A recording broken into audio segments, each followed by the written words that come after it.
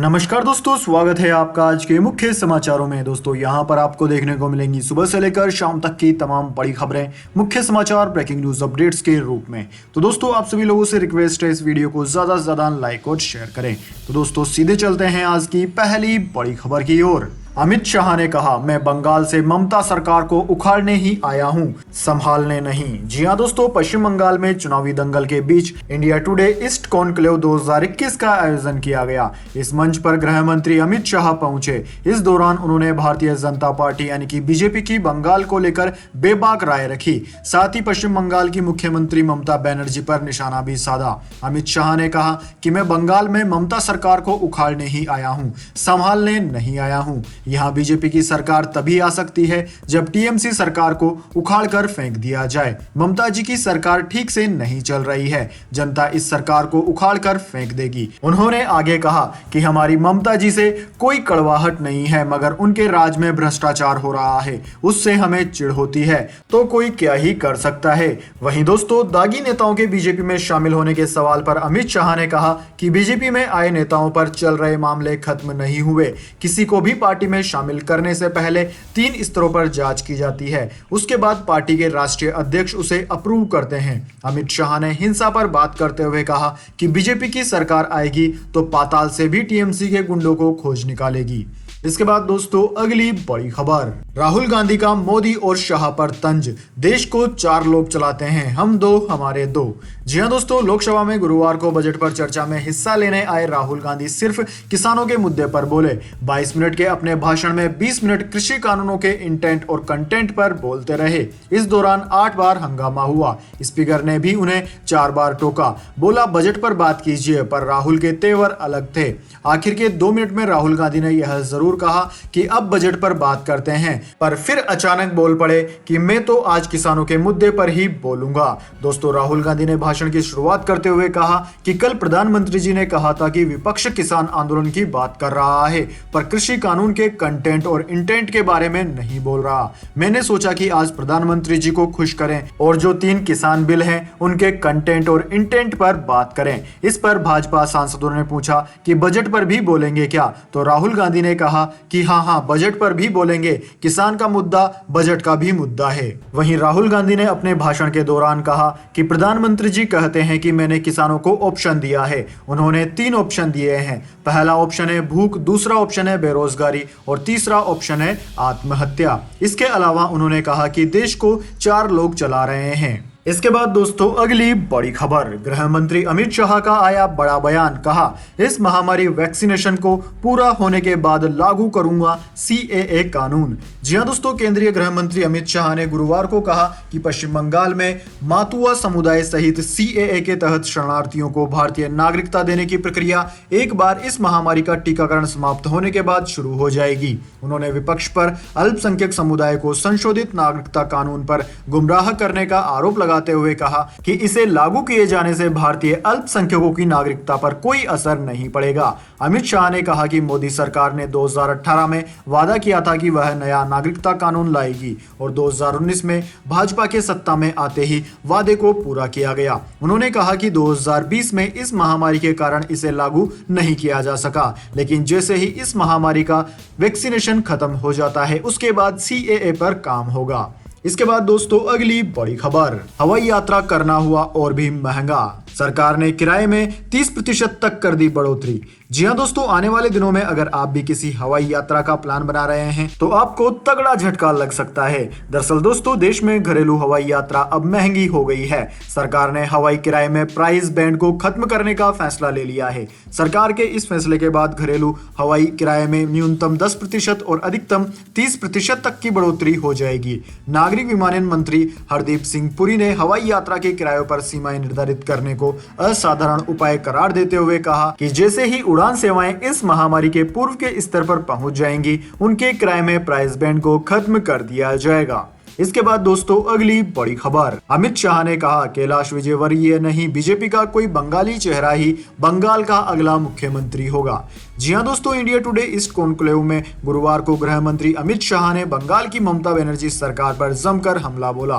उन्होंने तुष्टीकरण की राजनीति का आरोप तृणमूल कांग्रेस यानी कि टीएमसी पर लगाया। बंगाल के चुनाव रण में अगर बीजेपी जीती तो कौन बीजेपी का मुख्यमंत्री बनेगा, इस सवाल का जवाब भी गृह मंत्री ने दिया। उन्होंने बताया कि इस बार बीजेपी के बंगाल प्रभारी कैलाश विजयवर्गीय नहीं बल्कि बीजेपी का ही कोई बंगाली चेहरा राज्य का अगला मुख्यमंत्री बनेगा। अमित शाह ने स्पष्ट रूप से कहा कि पश्चिम बंगाल का अगला मुख्यमंत्री बंगाल की ही धरती का पुत्र होगा और बीजेपी से ही होगा, लेकिन कैलाश विजयवर्गीय नहीं बनेंगे। जब उनसे पूछा गया कि क्या टीएमसी से आया हुआ नेता भी नहीं बनेगा, इस पर अमित शाह ने कहा कि मैंने ऐसा नहीं कहा बल्कि बंगाल का धरती पुत्र ही मुख्यमंत्री बनेगा, ऐसा कहा।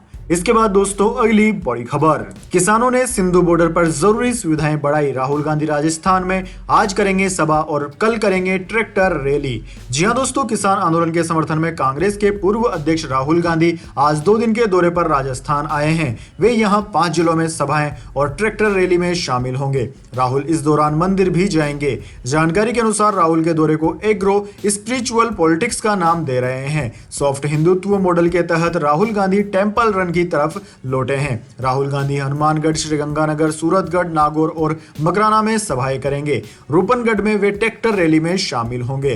राहुल गांधी किशनगढ़ में लोक देवता तेजाजी के बलिदान स्थल सुरसुरा में पूजा अर्चना भी करेंगे।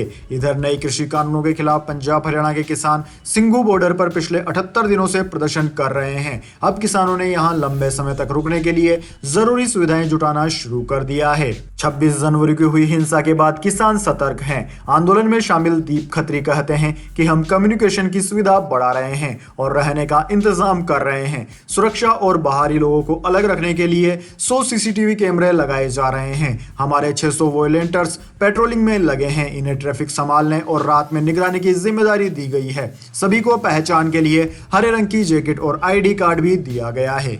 इसके बाद दोस्तों अगली बड़ी खबर, महाराष्ट्र में घमासान चल रहा है। मुख्यमंत्री वर्सेस गवर्नर। राज्यपाल कोश्यारी सरकारी विमान में बैठ गए थे। मुख्यमंत्री उद्धव ठाकरे ने उड़ान की मंजूरी नहीं दी। उतरकर टिकट लेकर दूसरे प्लेन से देहरादून गए। जी हां दोस्तों, राज्यपाल भगत सिंह कोश्यारी और महाराष्ट्र सरकार के बीच फिर एक बार विवाद खड़ा हो गया है। राज्य सरकार ने मुंबई से उत्तराखंड जाने के लिए राज्यपाल को सरकारी विमान देने से मना कर दिया। राज्य के डिप्टी सीएम अजित पवार ने इस बारे में जानकारी न होने की बात कही, तो वहीं भाजपा नेताओं ने राज्य सरकार की आलोचना की है। उधर मुख्यमंत्री कार्यालय ने बयान जारी कर पूरे प्रकरण में राजभवन के अधिकारियों की गलती बताई है। दरअसल दोस्तों, महाराष्ट्र और गोवा के राज्यपाल भगत सिंह कोश्यारी को शुक्रवार यानी कि 12 फरवरी को मसूरी स्थित लाल बहादुर शास्त्री IAS अकेडमी के एक कार्यक्रम में पहुंचना था। इसके चलते गवर्नर गुरुवार यानी कि 11 फरवरी को रात 10 बजे मुंबई के छत्रपति शिवाजी इंटरनेशनल एयरपोर्ट पहुंचे। मसूरी दौरे को देखते हुए राज्यपाल सचिवालय ने 2 फरवरी को ही महाराष्ट्र सरकार को पत्र लिखकर सरकारी विमान के इस्तेमाल की अनुमति मांगी थी। इस बारे में मुख्यमंत्री को भी सूचना दी गई थी। लेकिन दोस्तों, गुरुवार को राज्यपाल तय समय पर हवाई अड्डे पहुंचे और विमान में बैठ गए। तभी राज्यपाल को बताया गया है कि सरकारी विमान के इस्तेमाल की इजाजत अभी तक नहीं मिली है। इसके बाद राज्यपाल के निर्देश पर उनके लिए कमर्शियल एयरक्राफ्ट में टिकट बुक कराई गई। इसके बाद दोस्तों अगली बड़ी खबर, सीबीएसई ने दिए 9th और 11th क्लास के एग्जाम कराने के निर्देश। 1 अप्रैल से शुरू होगा नया सेशन।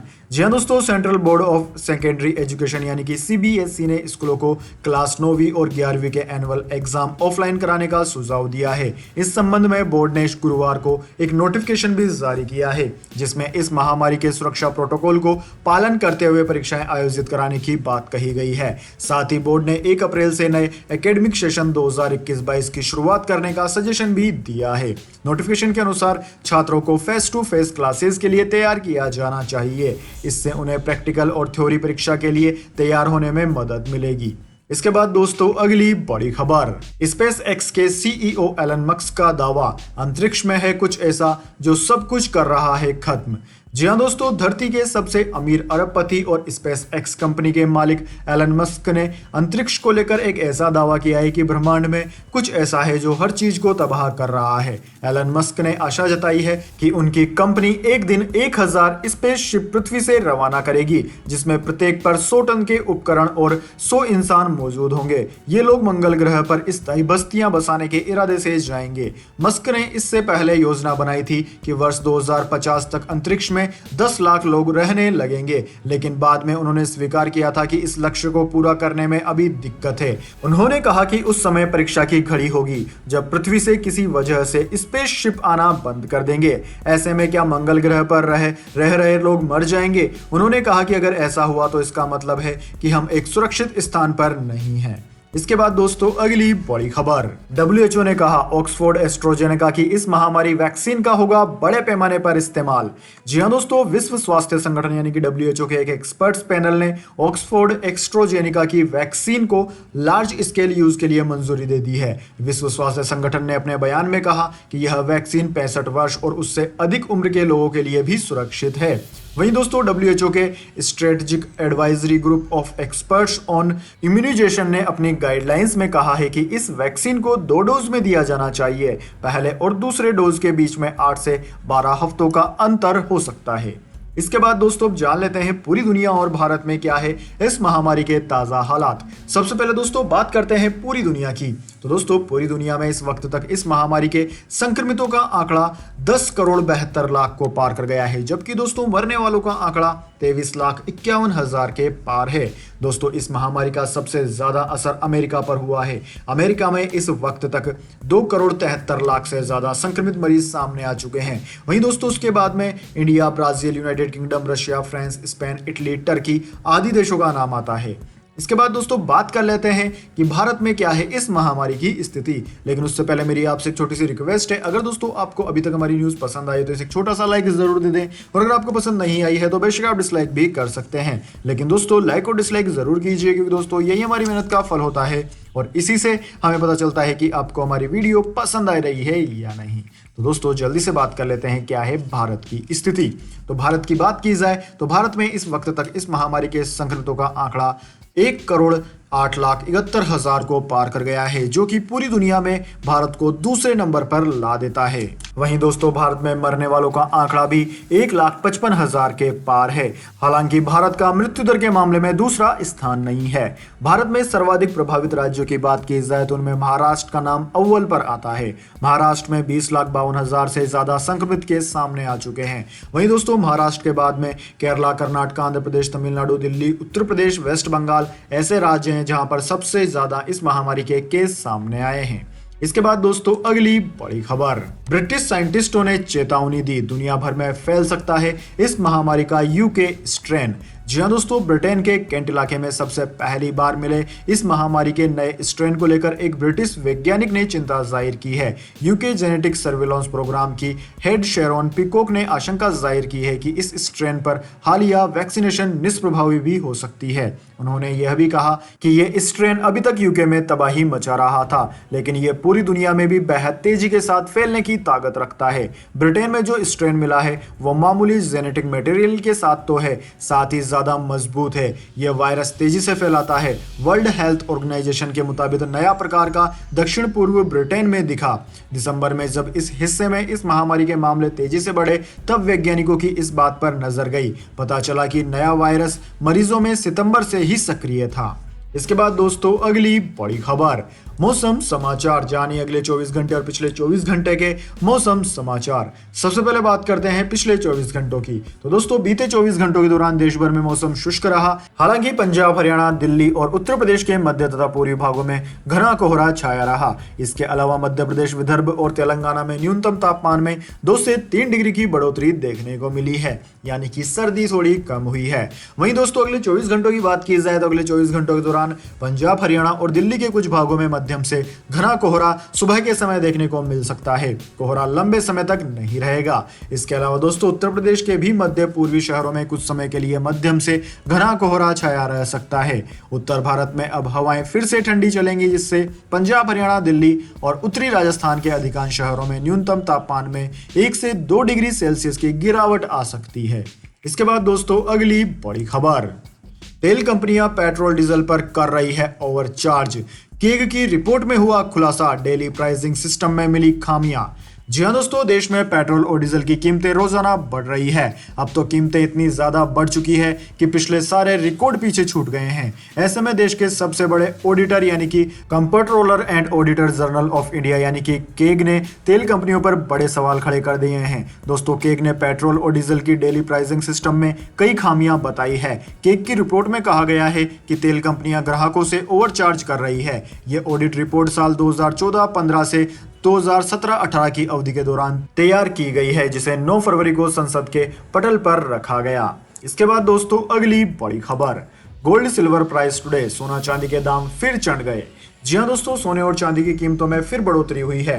राष्ट्रीय राजधानी दिल्ली के सराफा बाजार में सोना 36 रुपए की मामूली तेजी के साथ 47,509 रुपए प्रति 10 ग्राम पर पहुंच गया, जो कि पिछले दिनों 47,473 रुपए प्रति 10 ग्राम पर बंद हुआ था। वहीं दोस्तों दूसरी ओर चांदी की बात की जाए तो चांदी 454 रुपए चढ़कर 69,030 रुपए प्रति किलोग्राम पर पहुंच गई है।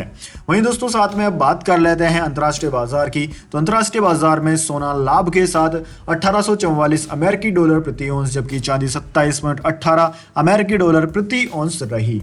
इसके बाद दोस्तों अगली बड़ी खबर, बंगाल की मुख्यमंत्री ममता बनर्जी ने बीजेपी को दी चुनौती, कहा मैं केवल गोलकीपर बनूंगी, देखूंगी आप कितने गोल करते हैं। जी हाँ दोस्तों, पश्चिम बंगाल की मुख्यमंत्री ममता बनर्जी ने गुरुवार को बीजेपी पर बंगाल को बांटने का आरोप लगाया। मुख्यमंत्री ने कहा कि वह बीजेपी के सामने नहीं झुकेगी। ममता बनर्जी ने कहा कि आप मुझे गाली दे सकते हैं, लेकिन आप मुझे अनदेखा नहीं कर सकते। किसानों को लूटने के बाद, मुझे अपने धर्म का पालन करने की अनुमति नहीं देने के बाद, दंगे करवाने के बाद आप बंगाल चाहते हैं। मैं इन लोगों के सामने नहीं झुकूंगी। मुख्यमंत्री ने कहा कि चलो एक निष्पक्ष खेल खेलते हैं। आप अपनी टीम में लेफ्ट और कांग्रेस के साथ लड़ सकते हैं, हम अकेले लड़ेंगे। मैं केवल गोलकीपर बनूंगी और देखूंगी कि आप कितने गोल मार सकते हैं। इससे पहले दोस्तों मुख्यमंत्री ममता बनर्जी ने बीजेपी नेताओं की रथ यात्रा का मखौल उड़ाते हुए कहा था कि वे ऐसा व्यवहार कर रहे हैं जैसे वे भगवान हो। बनर्जी ने आरोप लगाया कि बीजेपी की रथ यात्रा का उद्देश्य धर्म के आधार पर समाज में विभाजन पैदा करना है।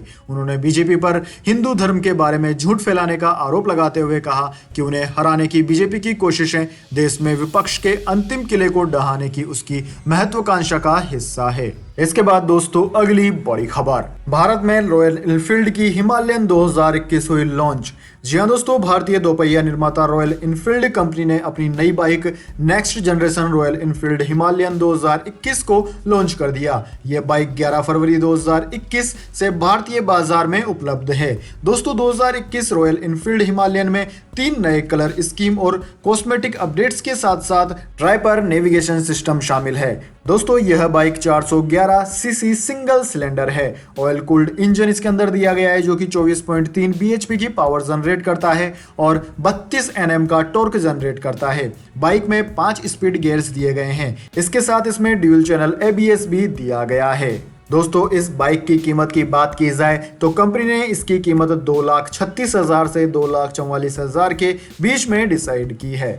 तो दोस्तों यह थे आज के तमाम मुख्य समाचार। इसके बाद में दोस्तों बारी आती है आज के माइंड क्विज क्वेश्चन की। जी हाँ दोस्तों, एक आसान से सवाल का जवाब देकर आप जीत सकते हैं एक अमेजिंग सरप्राइज गिफ्ट हमारे यूट्यूब चैनल की ओर से। तो दोस्तों आज का सवाल आपकी स्क्रीन पर आ चुका है। भारत में भारतीय फिल्म इंडस्ट्री का जनक किसे माना जाता है? जी हाँ दोस्तों, अगर आप जानते हैं उनका नाम जिनको भारतीय फिल्म इंडस्ट्री का जनक माना जाता है तो जल्दी से उनका नाम कमेंट बॉक्स में लिख दीजिए। अगर आप दोस्तों आपका जवाब होता है एकदम सही और आप चुने जाते हैं लक्की विजेता के रूप में तो आपको मिल सकता है एक अमेजिंग सरप्राइज गिफ्ट हमारे यूट्यूब चैनल की ओर से। तो दोस्तों जल्दी से अपना उत्तर कमेंट बॉक्स में लिख दीजिए, वीडियो को लाइक कर लीजिए और चैनल को सब्सक्राइब करके बेल आइकन भी दबा लीजिए। धन्यवाद। वंदे मातरम। जय हिंद, जय भारत।